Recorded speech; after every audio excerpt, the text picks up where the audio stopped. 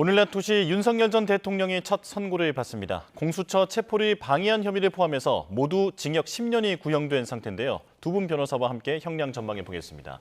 박성배, 김성수 변호사와 함께하겠습니다. 어서 오십시오. 안녕하세요. 네. 자, 일단 체포방해 혐의 등으로 기소된 지 오늘로 181일째가 되는 날인데 6개월 내에 1심 선고를 내려야 한다라고 하는 내용이 특검법에 있더라고요. 이 특검법에 맞춘 선고 일정인데 이게 혹시 어떤 강행 규정입니까? 통상 관련 법령상 재판 선고 기간과 관련된 조항들이 존재합니다만 이를 훈시 규정으로 해석합니다. 그럼에도 불구하고 내란 특검법 등 일련의 특검법에 규정된 재판 기간은 강행 규정으로 해석하는 것이 다수의 견해라고 할 수 있습니다. 반드시 그 기간 안에 형을 선고하라는 취지로 재판 기간을 두고 있는 것으로 보이고 특히 윤 전 대통령은 상당히 장기간 구속된 상태에서 재판을 받아왔는데 이 구속의 주된 원인이 오늘 판결이 선고되는 체포 방해 등 혐의 사건입니다. 내란 사건 첫 판결로서 그 의미가 적지 않다고 평가할 수 있습니다. 체포 방해 혐의를 판단하기 위한 전제로서 공수처 수사권 여부를 판단해야 하고 일부 국무위원회 심의권 침해나 사후 계엄 선포문 작성 폐기를 혐의 인정한다면 이는 비상계엄의 절차적 정당성을 정면으로 다루는 쟁점이라 그 의미가 상당히 클 것으로 전망됩니다. 예, 말씀해 주신 대로 의미가 큰 선고다 보니까 재판부도 중계를 허용했습니다. 그렇다면 이제 그 법정에 들어오는 순간부터 선고가 되는 모든 순간이 다 생중계되는 겁니까? 예, 맞습니다. 오늘 이 선고에 대해서는 전체가 다 생중계가 될 것 같습니다. 다만 지금 이 법정에서 촬영을 하고 이 부분 넘어오는 시차가 있을 수가 있기 때문에 아예 그 시간 그대로 볼 수는 없다라고 볼 수는 있고 다만 그 시차가 길지는 않을 것 같습니다. 그리고 이 오늘 이 선고 공판 순서가 어떻게 될지도 간단하게 말씀드리겠습니다. 네. 우선은 이 피고인이 출석을 할 예정이고 그리고 이 재판부가 이제 입장을 하게 됩니다. 입장을 하게 되면 그 이제 다 같이 일어나서 인사를 하게 됩니다. 재판부에 인사를 하게 되고 그리고 나서 이 사건 번호 그리고 피고인을 호명하게 됩니다. 그러면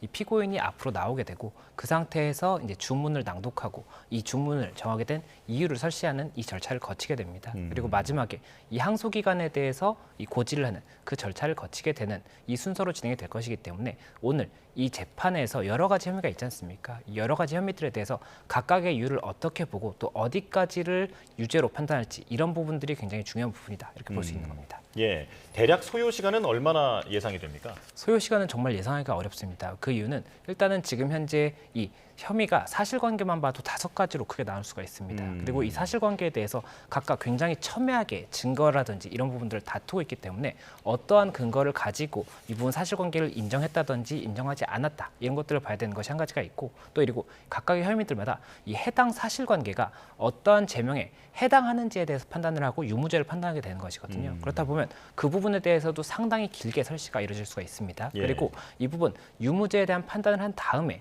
결국에는 양형에 대해서 판단을 하게 되는데 그 과정에서도 상당 부분 내용이 들어갈 수가 있기 때문에 이런 것들을 감안했을 때 아직까지 어느 정도의 시간이 소요될지를 단정하기는 조금 어렵다 이렇게 보입니다. 예, 혹시 윤 전 대통령이나 그 윤 전 대통령 측 변호인의 발언도 있을 수 있습니까? 그 가능성은 지극히 낮습니다. 선고 공판 시에는 일방적으로 재판부가 판결 선고만 이어나가는 것이 일반적인 형태라고 할 수 있습니다. 예. 다만 개인 간 범죄의 경우에는 혹여 선고 직전에라도 합의가 성립되었는지 여부를 한 번 더 묻는 절차를 거치긴 합니다만 이 사건은 개인적 법익에 관한 재판이 아닌 만큼 일방적으로 재판부가 선고를 이어나갈 가능성이 높습니다.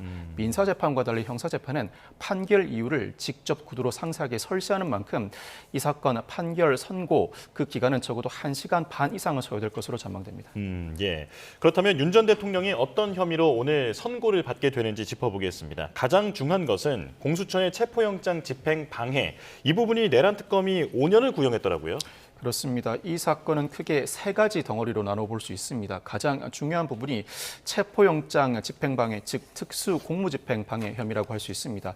이 특수공무집행방해에 대해서는 특검이 5년을 구형한 상황이고 나아가서 두 번째 덩어리는 계엄 전에 일부 국무위원만 국무회의에 소집함으로써 나머지 국무위원의 심의권을 침해한 직권남용 권리행사방해, 계엄 직후에 외신의 허위사실을 전파한 직권남용, 나아가서 비합헌 관련 증거를 인멸 시도한 대통령 경호법 위반 등이라고 할 수 있습니다. 세 번째 덩어리가 사후 비상계엄 선포문 작성, 허위 공문서 작성, 행사 등이라고 할 수 있는데 두 번째 덩어리에 대해서는 특검이 징역 3년을, 세 번째 덩어리에 대해서는 특검이 징역 2년을 구형한 상황입니다. 체포영장 집행방해와 계엄 전 일부 위원만 국무회의에 소집한 이 혐의가 가장 중요하다고 할 수 있는데 윤석열 대통령 측은 나름대로 이유를 들어서 적극적으로 항변하고 있습니다. 예. 체포영장 집행 방해부터 그 과거 순간을 좀 되짚어 보겠습니다. 지금 저희가 뭐 관련 영상을 다시 보여드리고 있는데 지금 봐도 좀 비현실적이거든요. 그러니까 경호처를 동원해서 무력을 동원해서 자신에 대한 체포영장 집행을 방해한다. 지금 생각해도 참 상상하기 어려운데 당시 어떻게 보셨습니까? 예, 당시 굉장히 충격적이었습니다. 그리고 당시 영장 집행이 1차에서 결국에는 집행이 되지 않았기 때문에 2차 영장 집행이 다시 있었고 그때 당시에 집행이 완료가 됐던 그런 사안입니다. 그리고 이때 당시에 결국에는 이 경호처와 그리고 이 경찰이 충돌하는 이런 모습, 이런 공수처 이런 부분까지 충돌하는 이런 모습들을 볼 수가 있었던 부분이었는데 네. 이것에 대해서 지금 특수공무집행 방해 혐의가 있는 거지 않습니까? 그리고 윤 전 대통령 측에서는 이 부분 사실관계는 사실 명확합니다. 이 충돌이 있었다는 것은 명확하고 다만 이 충돌에 있어서 누군가의 지시에 의해서 이러한 충돌이 있었던 것인지 그리고 이 부분 충돌이 있었다라고 했을 때 윤 전 대통령 측에서 주장을 하고 있는 것은 이 공수처에서 그 영장을 집행하는 이 부분 자체가 위법한 영장 집행이었다라고 주장을 하는 것인데 이 공무집행 방해가 성립되기 위해서는 이 판례상 이 상대방이 이 실시하는 공무집행이 결국에는 위법한 공무집행이 아니라는 것을 전제로 해야 되는 겁니다. 만약에 위법한 공무집행이라고 한다면 이것에 대해서 대응하는 것을 공무집행 방해로 볼 수는 없다는 거거든요. 그렇다 보니 이 부분 관련 공수처의 이 집행 자체가 위법하다라는 윤 전 대통령 측의 주장이 받아들여진다라고 한다면 이때는 공무집행 방해가 성립이 되지 않을 수가 있기 때문에 이에 대한 법리 판단을 어떻게 하는지 이것을 봐야 되는 부분이 있고 또 지금 현재 윤 전 대통령 측에서는 이 경호처의 이런 대응 자체가 윤 전 대통령의 지시에 의한 것이 아니었다라는 주장도 일부 포함된 것으로 보이기 때문에 이에 대한 사실관계도 이 관련자들의 진술이라든지 이런 것들을 통해서 어떻게 인정되는지도 오늘 봐야 되는 그런 중요 포인트가 될 것 같습니다. 예, 그러니까 공수처의 체포영장 집행 이 시도가 위법했느냐 이 부분도 핵심인데 이건 잠시 뒤에 좀 짚어보도록 하고 일단은 지금 특검은 이런 경호처의 움직임을 모두 윤 전 대통령이 지시했다라고 보고 있는 거죠. 그렇습니다. 윤 전 대통령의 지시가 전제되지 않고서는 대통령 경호처가 적극적으로 나서서 체포영장 집행을 방해하기는 어렵다는 판단을 가지고 있습니다. 예. 무엇보다도 윤 전 대통령과 직접 대화를 나눌 수 있는 대통령 경호처 수뇌부의 진술이 중요한데 관련해서 김성훈 전 경호처 차장은 일관되게 관저 진입을 막은 것은 대통령 지시가 아니라고 진술을 해온 바가 있습니다. 그러다가 특검 출범 이후에 태도를 일부 바꾸어서 특검 조사 시에는 윤 전 대통령의 지시가 있었다는 취지로 발언한 것으로 알려지고 있습니다. 다만 이 사건 재판의 증인으로 출석할 당시에는 다시 한번 대통령 면전에서 대통령 방침이라는 얘기는 듣지 못했다고도 진술을 했습니다. 진술이 다소 오락가락하는 측면이 있습니다. 예. 결국 재판부가 신빙성을 어느 정도 판단하느냐에 따라서 이 사건 재판의 결론이 갈릴 것으로 전망됩니다. 나아가서 다른 경호처 직원들은 윤 전 대통령의 지시가 있었다는 취지로 진술하고 있습니다. 아마 김성훈 전 차장이 특검 조사 시 자신의 진술 내용과 관련해 진술을 번복을 했는데 윤 전 대통령이 김성훈 전 차장의 특검 조사 시의 진술 조서를 내용 부인했을 가능성이 있습니다. 그렇지만 예. 특검은 이 내용 부인한 증거 능력이 없는 증거라고 하더라도 탄핵 증거로 사용해달라는 취지로 재판부에 제출했고 재판부가 이와 같은 진술 번복 과정에서 현재 윤 전 대통령 측의 진술 신빙성이 떨어진다. 김성훈 전 경호처 차장의 특검 조사 시의 진술에 신빙성을 부여한다면 결국 윤 전 대통령의 지시가 이 사건 배후에 도사리고 있다는 판단에 이를 가능성이 높아 보입니다. 전반적으로는 특수공무집행 방해 혐의와 관련해서는 유죄 인정 가능성이 더 높다고 점쳐볼 수 있습니다. 예. 그런데 만약 윤 전 대통령이 지금 실제로 지시를 했다라고 오늘 선고에서 인정이 된다라고 하면 김성훈 당시 차장의 어떤 번복되는 그런 과정들이 위증이라든지 하는 혐의로 또 처벌을 받을 수 있습니까? 위증 혐의로 귀결될 가능성도 있습니다. 그렇지만 김 전 차장도 이 사건이 상당 기간 오랜 기간 지속되면서 변호인들의 각종 법적 조력을 받았을 것이고 재판 단계에서 증인으로 출석해 자신의 자신의 진술과 이미 배치되는 일부 진술을 한다고 하더라도 법적 평가나 자신의 기억이 불분명하였다는 취지로 진술했을 가능성이 높습니다. 예. 즉 자신의 기억에 명백하게 반하게 윤 전 대통령의 지시가 있었음에도 불구하고 지시가 없었다는 취지의 발언이라기보다는 기억이 불분명해 일부 진술을 번복을 한다거나 어떤 특정 발언을 두고 당시에는 이렇게 평가했는데 이번에는 이렇게 평가함이 옳다는 취지의 의견 표명 형태로 진술했을 가능성이 높아 이 정도 진술 정도라면 위증으로 추가 기소하기에는 난점이 따릅니다. 예. 자, 그런가 하면 김건희 씨도 경호처를 다그쳤다라고 하는 내용도 저희가 보도를 해드린 바 있는데 이 부분도 선고 판결문에 담길 가능성이 있을까요? 예, 맞습니다. 말씀 주신 것처럼 이 김건희 씨와 김성훈 차장 간의 이 텔레그램 대화가 재판 과정에서 일부 공개가 됐습니다. 그리고 그 내용을 보면 이 김건희 씨가 이 총을 갖고 다니면 뭐 하느냐, 그런 거 막으라고 가지고 다니는 게 아니냐, 이런 이제 내용이 담겨 있다 보니 그렇다면 이 체포 방해를 하는 이 관련해서도 김건희 씨도 어떠한 관여가 되어 있는 것이 아니냐, 이런 이야기도 나올 수가 있는 부분이고, 다만 지금 현재 이 재판은 김건희 씨에 대한 재판이 아닙니다. 그렇다 보니 이 윤석열 전 대통령의 이 혐의와 관련한 사실관계를 확정함에 있어서 재판부가 이런 부분도 사실관계 인정의 근거로서 설시를 할지 이것을 봐야 되는 부분이고, 그리고 만약 그러한 설시가 된다라고 했을 때 다른 재판부에서는 이 혐의와 관련해서 어떻게 볼 것인지도 봐야 되는 부분이기 때문에 그런 부분까지도 아직까지는 여러 가지 가능성을 두고 봐야 된다, 이렇게 보입니다. 예. 공수처가 과연 내란죄에 대한 수사권이 있는가, 이 부분에 대해서 두 분께 모두 질문을 드리겠습니다. 먼저 김 변호사님, 일단 지금 이게 가장 핵심이라고 조금 전에도 짚어주셨잖아요. 그런데 지금까지 법원의 판단들을 보면 모두 공수처의 이 수사는 정당하다라고 지금 판단을 하고 있거든요. 혹시나 오늘 재판부가 다르게 판단할 가능성도 있는 겁니까? 예, 이 부분에 대해서는 일단은 이 공수처법이 쟁점이 되는 이유를 말씀을 드리겠습니다. 이 공수처법의 2조를 보면 이곳에서 이 공수처가 어느 부분까지 수사할 수 있는지에 대한 수사 범위가 규정이 되어 있습니다. 그리고 그 수사 범위에는 직권남용죄가 포함이 되어 있습니다. 그런데 여기 내란죄에 관한 부분이라든지 아니면 다른 부분에 대해서는 명확하게 기재가 되어 있지 않기 때문에 윤 전 대통령 측에서는 일관되게 주장을 했던 부분이 이 내란죄 혐의에 관해서는 공수처가 수사권이 없다라고 주장을 했었던 것이고, 공수처에서는 직권남용죄와 관련해서 이 부분 관련 사건으로 인지한 사안에 대해서는 수사를 할 수 있다는 규정이 있거든요. 그렇다 보니 직권남용으로 수사를 시작했지만 내란죄까지도 인지한 사건으로서 수사권이 있다라고 주장을 했던 그런 부분입니다. 그리고 이에 대해서 또다시 윤 전 대통령 측에서 받았던 부분은 직권남용이라는 죄와 내란죄의 그 형량의 차이를 봤을 때는 직권남용보다 내란죄가 훨씬 더 중한 죄인데 이것이 꼬리를 가지고 몸통을 치는 것 자체가 결국에는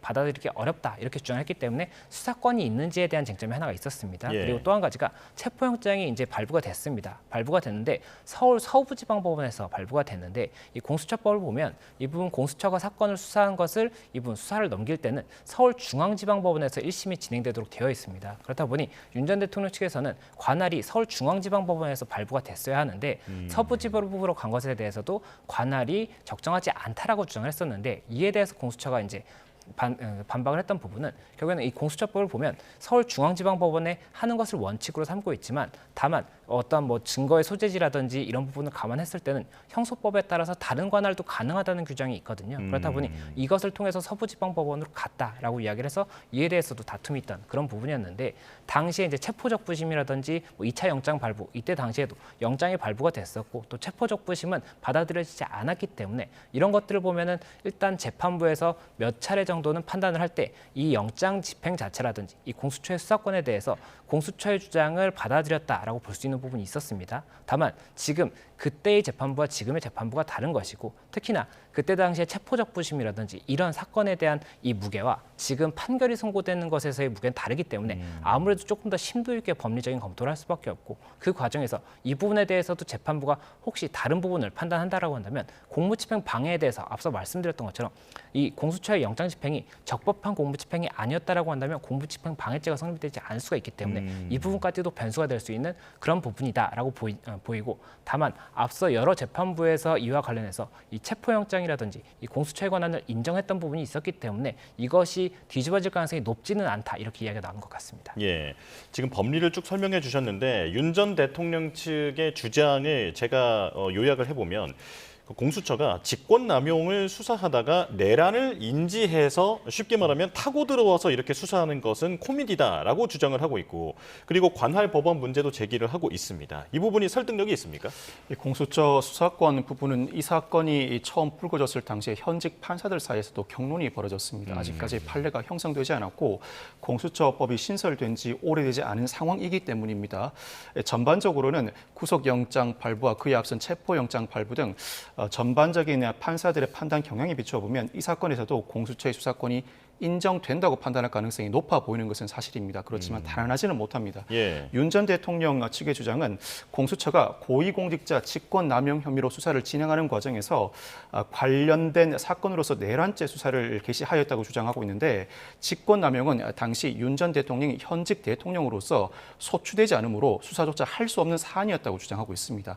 즉 수사할 수 없는 직권남용 행위를 근거로 내란죄 수사를 이어갈 수 없고 나아가서 직권남용은 법정형이 5년 이하의 징역인 반면에 내란 우두머리 혐의는 법정형이 사형 등으로 규정되어 있는데 경미한 사건 수사 과정에서 그보다 훨씬 더 큰 사건을 관련 범죄로 인지하는 것 자체가 매우 부적절하다는 취지로 주장하고 있습니다.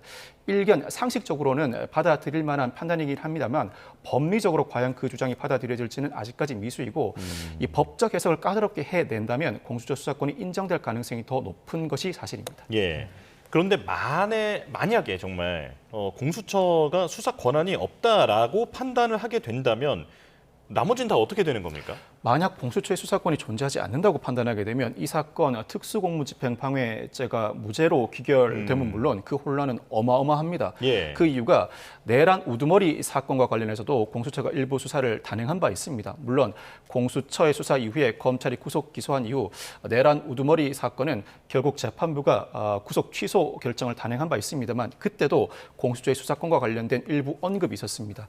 공수처 수사가 선행된 만큼 내란 우두머리 재판에서도 관련된 관련자들의 진술이 전부 위법으로 귀결될 가능성이 높습니다. 즉 수사 과정에서 공수처가 관여한 각종 수사와 관련된 자료들이 모두 위법으로 귀결된다면 위법 수집 증거로서 내란 우두머리 사건에서도 유무죄 판단에 결정적인 영향을 미치게 됩니다. 예. 사수의 혐의가 무죄로 귀결될 가능성이 높아지는 상황이 초래됩니다. 예. 그래서 오늘 선고가 매우 중요하다라는 말씀이신데요. 직권남용 혐의도 보겠습니다. 내란죄 재판의 중요 쟁점인 비상계엄의 절차적 정당성 이 부분이 걸려 있는 문제죠. 예, 맞습니다. 이 계엄을 선포한 것 자체가 내란죄에 해당하느냐? 결국 이게 본류 사건입니다. 그리고 이번 사건 같은 경우에는 본류는 아닌 지류라고 볼 수가 있는데 여기서도 이 계엄 선포 과정과 관련한 판단이 들어갈 수 있는 이런 여지가 있습니다. 그래서 이 부분 설명을 드리면 이 계엄 선포 당시에 국무위원들이 이제 소집이 됐고 국무회의가 진행이 됐는지 여부에 대해서 이제 쟁점이 되는 부분이 있습니다. 그런데 이 국무위원 중에 11명이 의사종족수인 11명이 도착을 했을 때 바로 이제 통지하듯이 이 부분 계엄을 선포할 것이다라고 하고 계엄이 선포가 됐다라는 이런 부분이 있는데 이에 관해서 지금 현재 이 체포영장 등 이 오늘 선고가 있는 이 사건에서는 국무회의의 심의를 거치지 않은 이런 부분에 관련해서 국무회의 심의를 거치는 이런 과정에서 국무위원 일부의 권리 행사가 방해가 되었다는 겁니다. 그렇기 때문에 직권을 남용해서 이 윤석열 전 대통령이 대통령 공무원으로서의 직권을 남용해서 이 국무위원들의 권리 행사를 방해했다라고 해서 직권남용 권리 행사 방해죄가 성립이 됐다는 것인데 이와 관련해서 일단 쟁점이 되는 부분은 이 부분 국무위원들의 이 심의권이 권리로서 인정될 수 있느냐에 대해서 봐야 되는 겁니다. 그래서 이 부분 헌법 89조를 봐야 됩니다. 이 헌법 89조를 보면 다음 사항은 국무회의에 심의를 거쳐야 한다라고 명시가 되어 있고 이 5호를 보면 대통령의 긴급 명령, 긴급 재정 경제 처분 및 명령 또는 계엄과 그 해제에 대해서 이 부분 국무회의 심의를 거쳐야 한다라고 되어 있는데 이것이 헌법상의 규정은 되어 있지만 이 심의에 관한 부분이 권리로 볼 수 있느냐 이것이 쟁점이 되는 것이고 예. 윤석열 전 대통령 측에서도 이 부분이 권리행사 방해의 객체가 되는 권리라고 볼 수 없다라고 지금 현재 주장을 하고 있는 부분이기 때문에 이 부분에 대해서 재판부가 어떻게 판단할지를 봐야 되는 그런 부분입니다. 그리고 특검은 최종 진술에서 그 구형 직전에 최종 진술을 하게 됩니다. 이 최종 진술에서 이 부분 윤 전 대통령 측의 주장과 관련해서 이 부분 권리가 될 수 있다라는 이 판례라든지 이런 것들을 지금 인용을 한 부분이 있기 때문에 이 판례가 그대로 이번 사안에도 적용이 될 수 있는지 이런 것들을 봐야 되는 그런 부분이 있는 것 같습니다. 예. 자, 이렇게 좀 쭉 설명해 주신 그런 혐의를 모두 합쳐서 특검은 징역 10년을 구형한 상황입니다. 자, 그런데 구형보다 보통 양형이 좀 줄어드는 게 일반적이다 보니까 오늘 실제 선고에서 양형은 어떻게 될 것인가 이 부분이 궁금한데요. 일단 전부 유죄가 선고될 것인지부터 판단해야 할 것 같습니다. 일부 무죄 선고 가능성을 완전 배제하기는 어렵습니다. 예를 들어 계엄 직후에 외신의 허위 사실 전파 혐의를 직권 남용으로 구성해 기소했습니다만 이 부분은 관계 공무원이 스스로의 판단에 따라 사실을 외신에 전파했다면 이를 직권 남용으로 볼 수 있을지 충분히 법리적인 다툼의 여지가 있습니다. 일부 무죄가 선고될 가능성을 배제하지 못하는데 전부 유죄가 선고됨을 전제로 한다면 적어도 징역 7년 정도는 선고될 가능성이 상당히 높습니다. 가장 중요한 체포영장 집행 방해와 관련해서는 특수 공무집행 방해 행위인데 단체 또는 다중의 위력을 보여 특수 공무집행 방해를 단행했고 공무방해 정도가 상당히 중한 상황이었습니다. 실제로 체포영장 집행이 좌절되기도 한 상황입니다. 뿐만 아니라 대통령의 지시에 따라 대통령 경호처가 움직인 만큼 피지휘자에 대한 교사로서 죄질이 상당히 불량합니다. 계획적 범행으로도 볼 수 있는 사안이라 적어도 구형 5년 범위 내에서 4년 정도는 선고될 만한 사안입니다. 여기에 계엄 전 일부 위헌만 국무회의 소집이나 사후 비상계엄 선포문 작성 모두 유죄가 인정된다면 합산 징역 7년 정도는 선고될 만한 사안이라고 할 수 있습니다. 전체 유죄를 가정해서 말씀하셨는데 7년 정도는 나올 수도 있다. 자, 만약에 이제 재판부가 좀 참작할 만한 사유 같은 것도 있습니까? 이 양형을 결정하게 될 때는 이 참작할 사유를 이제 검토를 하게 됩니다. 그러면 이 참작할 사유 같은 경우가 뭐 반성을 하고 있다라든지 아니면 뭐 피해자가 있는 경우에는 피해 회복이 됐다든지 이런 부분들이 이제 참작 사유가 될 수가 있는 것인데 지금 사안 같은 경우에는 이 윤 전 대통령 측에서 어떠한 반성의 태도라든지 이런 것들을 이야기하기보다는 이 혐의 자체에 대해서 사실관계가 지금 특검 측이 주장하는 것이 실제 사실과 다르고 이 법리에 대해서도 법리적인 적용이 잘못되었다 이렇게 주장을 하고 있기 때문에 참작 사유를 판단하기보다는 아무래도 이 형 자체에 대해서 유무죄 선고가 어떻게 이뤄지는지 그에 따라서 이 양형이 어떻게 되는지를 봐야 되는 그런 부분이어서 참작 사유보다는 오늘의 판단에서는 결국에는 사실관계 인정과 이 죄의 적용 이 부분이 가장 중요하다고 보입니다. 예. 자, 일단 오늘 선고가 나오게 되면 아마도 항소를 할 것은 자명해 보입니다. 그렇다면 2심은 이제 내란 전담 재판부가 맡을 전망인데 구체적으로 어떤 계획이 나와 있는 겁니까? 서울고등법원이 오는 2월 23일부터 내란 전담 재판부를 운영할 예정입니다. 아직까지 재판부 구성은 완료하지 못한 상황입니다. 재판부 구성은 이달 말과 다음 달 중순 판사 인사와 전보 이후에 구체적으로 이루어질 전망입니다.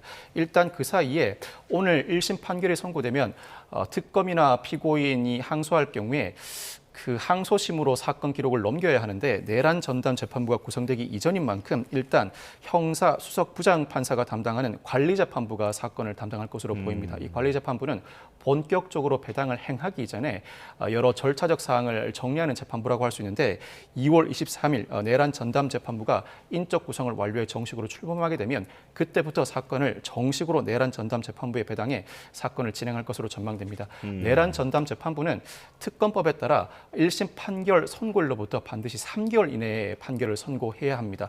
오늘 판결이 선고된다면 4월 16일까지는 판결 선고가 이루어질 전망, 즉 1심보다는 상당히 단축된 기간 내에 판결 선고가 이루어질 전망입니다. 그 앞으로 대법원까지 가는 그런 이제 절차가 혹시나 늦어지지 않을까라고 하는 그런 이제 분석도 있는데, 그러니까 내란 전담 재판부에 대한 헌법 소원을 제청한다든지 이렇게 되면 무기한 늦어질 수도 있는 거 아닙니까? 예, 맞습니다. 말씀하신 것처럼 헌법소원을 제청한다든지 해서 이 부분 관련 시간이 조금 더 소요될 수는 있을 것 같습니다. 다만 그 과정에 대해서는 아직까지는 지켜봐야 되는 부분이고, 지금 현재 이 설치법이라든지 그리고 현재 설치법에 따라서 재판부가 어떻게 구성되는지 이런 부분들을 봐야지 위원회에 대해서 어떠한 부분 주장을 할 수 있는 여지가 있는지를 봐야 되는 그런 부분이 있기 때문에 실제로 이 부분 지연이 될지는 봐야 되는 것 같습니다. 그리고 예. 이 내란 전담 재판부가 이 사건에 대해서만 전담을 하는 재판부이기 때문에 이런 부분이 발생하지 않는다라고 한다면 아무래도 일반 재판부보다는 사실관계나 이런 부분 인정이라든지 재판이 굉장히 빨리 진행이 될 겁니다. 그러면 아무래도 좀 더 빨리 선고가 될 수도 있기 때문에 그런 부분까지도 여러 가지 변수가 있는 것 같습니다. 네, 알겠습니다. 여기까지 두 분 말씀 듣겠습니다. 박성배 변호사, 김성수 변호사와 함께했습니다. 고맙습니다. 고맙습니다.